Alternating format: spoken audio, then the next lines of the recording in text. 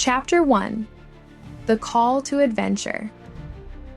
In the quiet village of Verdonshire, nestled between emerald hills and whispering forests, lived a young woman named Alara. Her curiosity was insatiable, her mind always wandering beyond the horizon. She would often sit on the mossy banks of the river, poring over worn old maps and torn pages from ancient books. Legends of lost civilizations and forgotten cities drew her in like a magnet. The tales of Zalar, a city said to be buried deep within the uncharted eastern jungle, fascinated her above all. Alara was born into a modest life, her days filled with chores and small village errands. But her nights belonged to dreams of discovery. She often imagined herself wandering through grand stone ruins, uncovering artifacts, deciphering inscriptions, and reveling in the thrill of adventure. Though her family and friends dismissed her dreams as fanciful, Alara knew that her destiny lay beyond the borders of Verdonshire. One evening, as the sun dipped below the horizon and cast a molten glow over the landscape, Alara found herself sitting beside old Mara, a respected elder who knew many stories of the world beyond the village. Mara, with her silver hair and deeply wrinkled face, had a reputation as a storyteller, her words weaving magic into the air. "I've heard the stories about Zalar," Mara whispered, her voice soft yet commanding. "A city of gold, wisdom, and secrets. But beware, child, many have gone in search of it and never returned." Alara's eyes sparkled. "But some have found the courage to try. I want to be one of those who uncover its mysteries." Mara looked at her searchingly. "If you truly seek it, then prepare yourself. The jungle is unforgiving, and Zalar is protected by more than just thick vines and dangerous animals." That night, Alara made her decision. She would find Zalar no matter the cost. Chapter 2: Gathering the Team. The next morning, Alara set out to assemble a trusted team. Word of her intent spread quickly through the village, and soon she had volunteers. First was Kyle, a young cartographer with a gift for reading ancient maps and drawing precise charts. His brown eyes sparkled with enthusiasm when Alara explained her goal. "I've studied legends and old routes," Kyle said eagerly. "With my skills, I can help us find the way, or at least make sense of the clues we find." Next was Mira, a fearless climber who could scale cliffs and trees with ease. Her agility was unmatched and her laughter infectious. Mira's fiery red hair and quick wit made her popular among villagers. "I've always wanted to see something truly legendary," she said, grinning. "Count me in." Finally, Jorn, a grizzled survivalist with years of experience navigating the jungle's treacherous terrain. His dark eyes held centuries of knowledge about the wilderness, and his hands were rough but steady. "I've survived the jungles and deserts," Jorn said simply. "If anyone can help us find Zalar, it's me. But be warned, it's a dangerous journey." Together, the four set out at dawn, backpacks brimming with supplies, hope burning bright in their hearts. Chapter 3: Into the Jungle. The first days were exhilarating. They crossed fields of tall grass, navigated through thick forests, and followed faint clues from ancient texts that Kale had studied. The jungle greeted them with a cacophony of sounds: chirping insects, calling birds, distant howls. Jorn led them through winding paths, avoiding dangerous animals like jaguars and venomous vipers.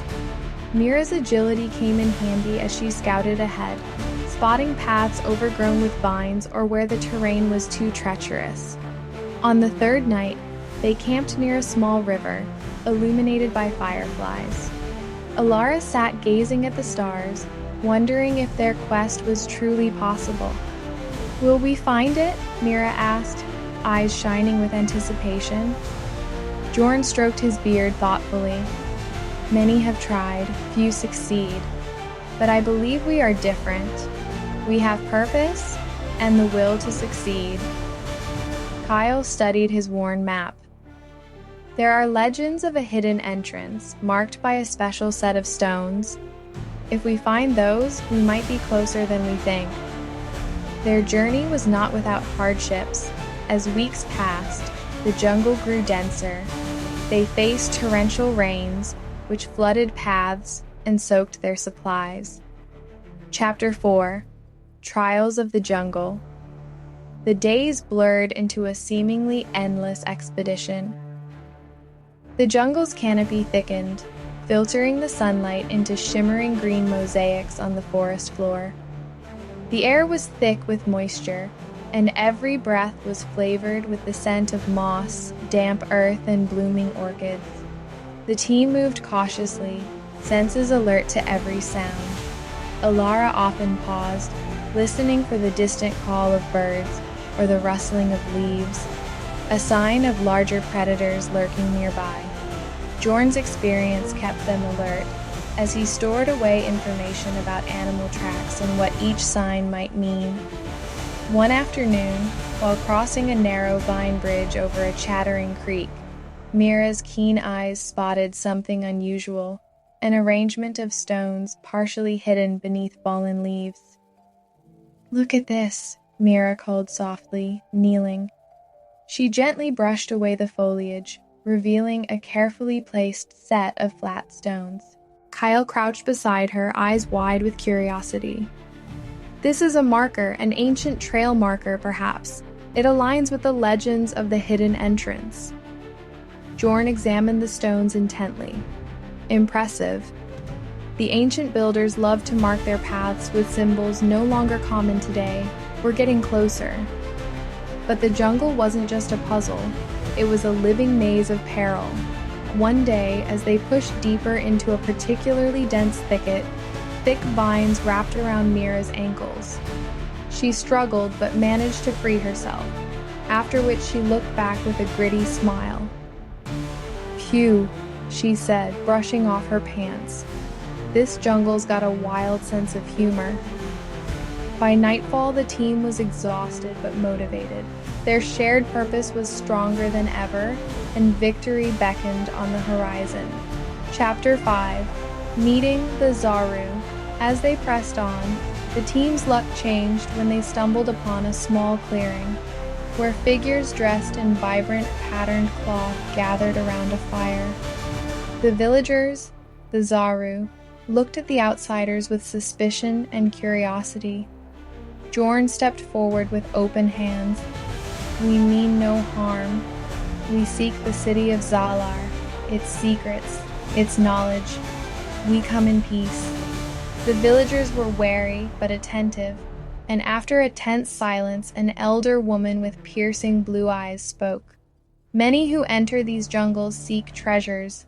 The city is protected by more than just locked gates.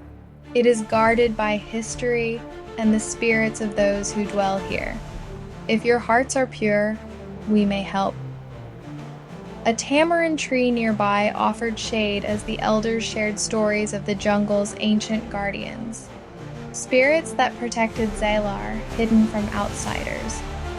They told of a wise chieftain who once led the city, ensuring that its secrets only revealed themselves to the worthy. Alara and her companions listened intently. They knew that these stories held the key to understanding the dangers and the promise of their journey. Over the next few days, the Zaru would guide the adventurers, sharing intricate knowledge of the jungle's navigation, dangerous plants, and the legends surrounding Zalar. Their bond grew stronger as the villagers saw genuine respect and humility in the travelers. One elder, a wise man named Tano, approached Alara during a quiet moment. "You seek Zalar, young one. It once shone as a beacon of knowledge, but now only the brave and the worthy can find it. Are you ready for the trials that await?" Alara nodded with conviction. "I am."